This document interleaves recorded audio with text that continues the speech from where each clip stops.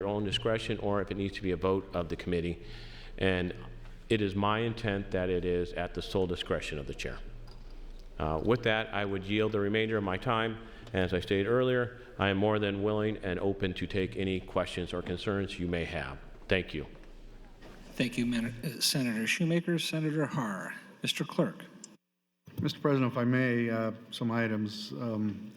Hearing notices from the Retirement Systems Committee, those signed by Senator Coulterman. Judiciary Committee hearing notice signed by Senator Epke. And in addition, Mr. President, your Committee on Retirement Systems reports LB 29 and 94 to general file.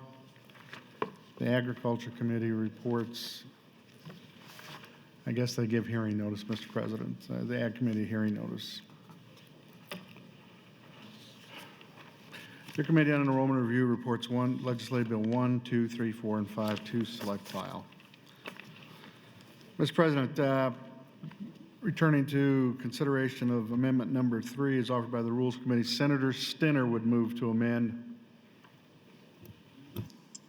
Senator Stinner, you're welcome to introduce your amendment to Rule Change 3. Thank you, Mr. President. Members of the legislature, I offer a small amendment that changes the word expedite to efficiently manage. I have serious concerns about the impact of this rule change. The risk of significant workload increases on fiscal staff in a time period of important preparation for the next session is high. The burden will likely fall on certain areas such as tax, health and human services, or school aid. Though I credit Senator Haar for putting up a cap on request, there is no controlling for subject matter. It is likely the bulk of the senator's requests will be in these areas.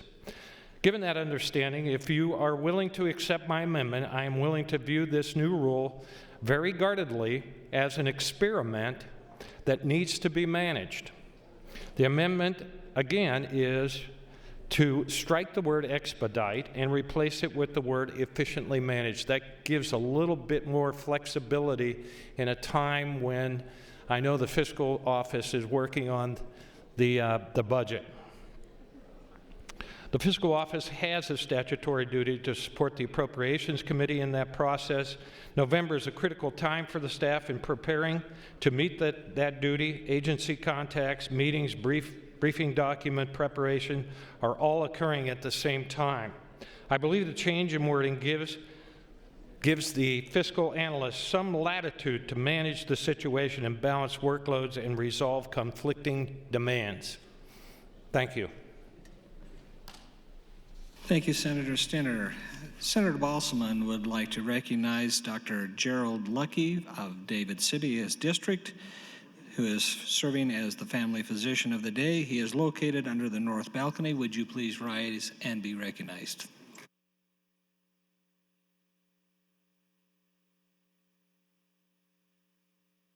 Returning to discussion of the amendment to the Rule Change 3, Senator Chambers, you're recognized. Thank you. Mr. President, members of the legislature, there are others who are far more interested in and knowledgeable about this proposed rules change than I am. And in this instance, I'm going to listen and learn. But because this is not one of those matters which will probably take a great amount of time, there's not a great deal that can be said about it. There will be a great deal, I hope, said about it to explain what is entailed for the rest of us who have not followed this particular issue very much. The bills that I offer generally don't have much in the way of a fiscal note. Therefore, I'm going to listen and learn. I will use my time to point out that I paid very close attention to the Chief Justice yesterday and what he was saying about the cuts that the governor is making. These comments are mine, not the Chief Justice's, and I don't want anybody to think that they are.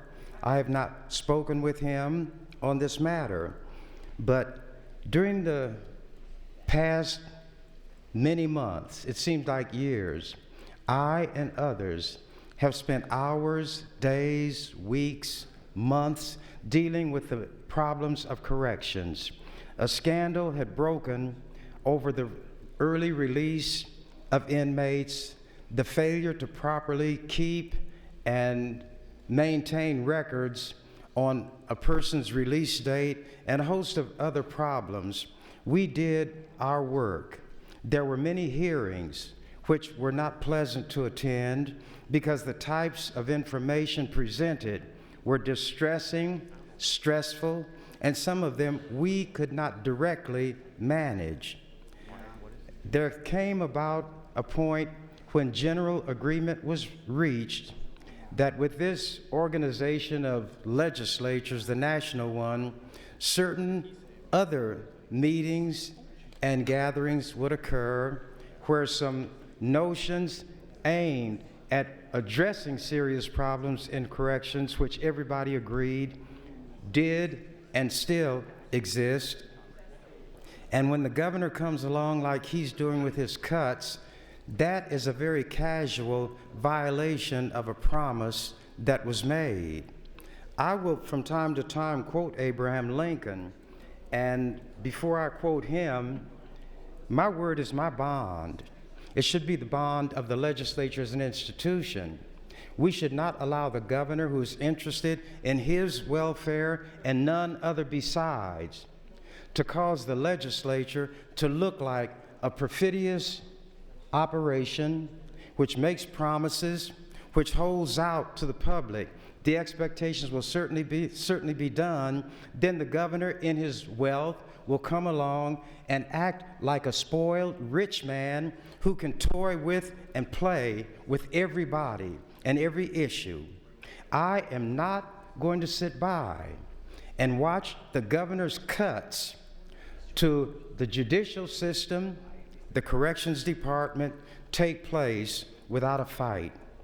I am prepared to tie the budget up for however long it takes. And there are some who've been here before and they know that I will do that. When the Chief Justice is put in a position of saying that the court system bought into what I'm paraphrasing, what the legislature presented, hook, line, and sinker, and has now been left holding the bag, that's a horrible thing for a branch of government, especially the one that deals with justice, equity, and the caring for all of the society of various rights and privileges. To have to say that and the legislature not respect, not react accordingly. I don't care about the governor's prospects. I care about the legislature as an institution. I care about the work that we did, and I especially care about the judiciary, and I've done a lot of work to demonstrate that. I can't say it all now, so I'll put my light, I'll leave my light on, and if I get the opportunity to speak again, I intend to do so. Thank you, Mr. President. Thank you, Senator Chambers. Senator Hari recognized. Thank you, Mr. Speaker. Thank you, members. Earlier I didn't get a chance to apologize. We adjourned early yesterday because we are citizen politicians, and I had work, and I had court. And I was in the Douglas County Courthouse yesterday, and before we go back to the rules, I just want to point of personal privilege to say, to a T, almost everyone I talked to reiterated what